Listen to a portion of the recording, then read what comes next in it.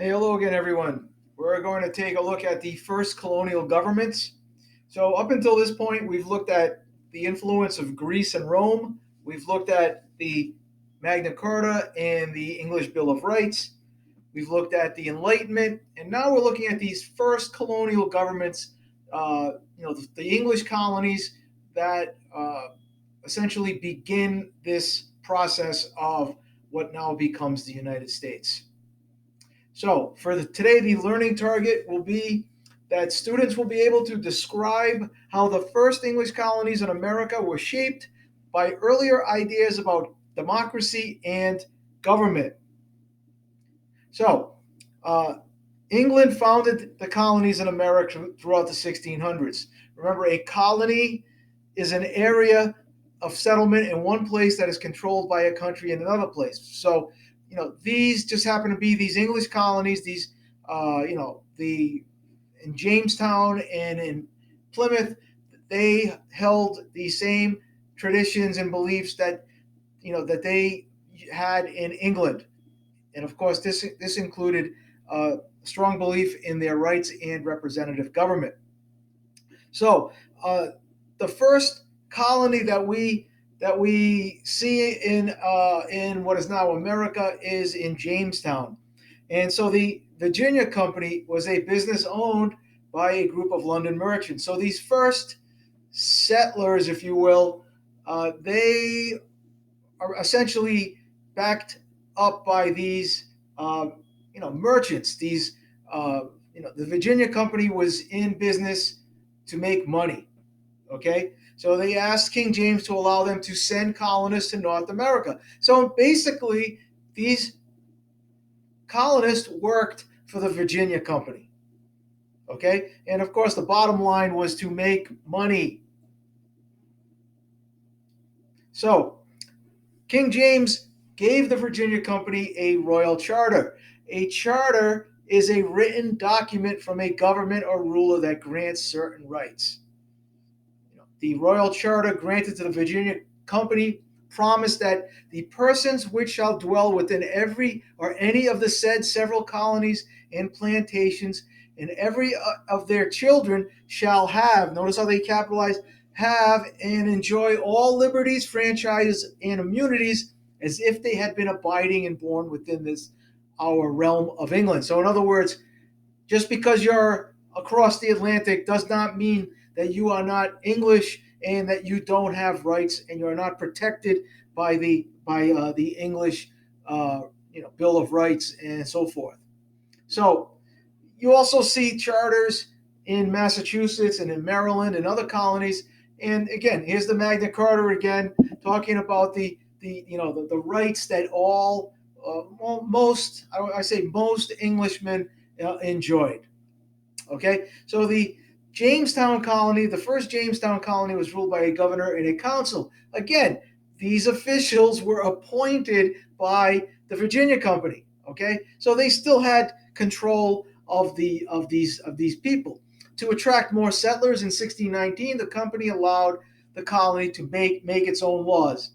Okay, so you can make your own laws, but at the end of the day, the Virginia Company, they reserve some power as well. The colonists elected leaders to represent them in an assembly.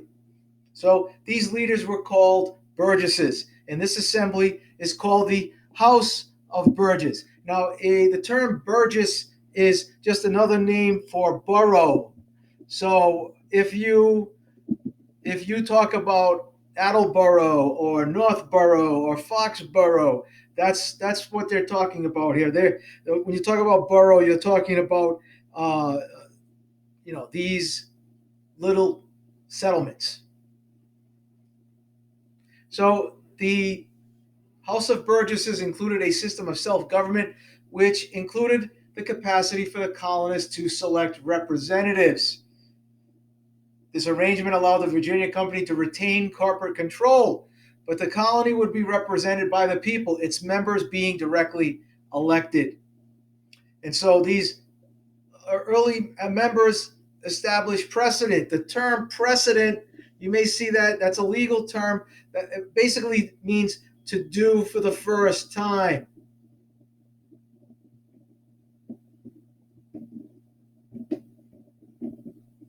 And I apologize for my writing. And this legislature marked the beginning of self-government and representative democracy in colonial America. So they create this government, and they are trying to protect themselves. That's what government does. To a certain degree, it gives you this layer of protection. Now, when we sail northward, you see what comes to be known as the Mayflower Compact. Okay, so the Pilgrims. Everybody knows about the Pilgrims. They landed on Plymouth Rock. Everybody knows that story. So, the Pilgrims, they set sail for Virginia, but guess what? They were blown off course, and they ended up in Plymouth, in what is now Massachusetts, which is where we are, of course.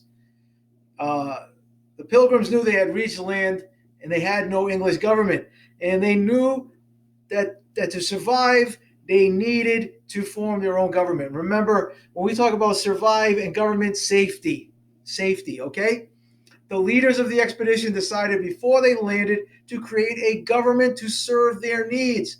So they came up with this compact. Compact is just another word for contract. Remember, we talked about the social contract. They agreed to choose leaders and work together to make their own laws for the colony. They also agreed to obey the laws that were made. So they gave their consent. There's that word again, consent. They consented to, these people, this government. We will follow the rules. You basically protect us. Okay? So when you talk about the Mayflower Compact, again, it's an example of this social contract theory put into practice. Okay, and so if you look at part of the compact, it's not terribly long.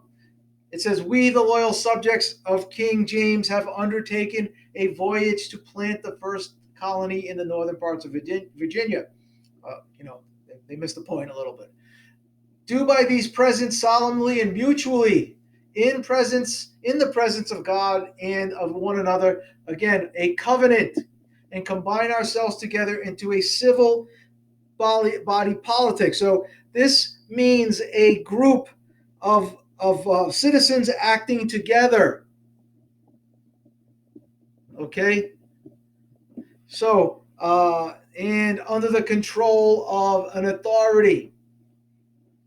So the signers of the Mayflower Compact established a direct democracy. There's that term again, direct democracy. Remember, direct democracy works well with a small group. There were essentially 41 adult males. Okay, so these 41 represented themselves. So the people of Plymouth held their town meetings to discuss problems and make decisions. Anyone in the town could attend and express his or her views. But again, these 41, they're the ones basically that made decisions. However, only some male members of the colony could vote. And again, we've established. So that is pretty much Unit 1. So, we're going to go back over some of these things. The point is, ladies and gentlemen, we're trying to give you the philosophical foundations. Foundation. Build a house. You have to have a foundation. And so when you talk about these people that come to what is now the United States, they had this foundation, and it's made up of the things that we've been talking about. Okay?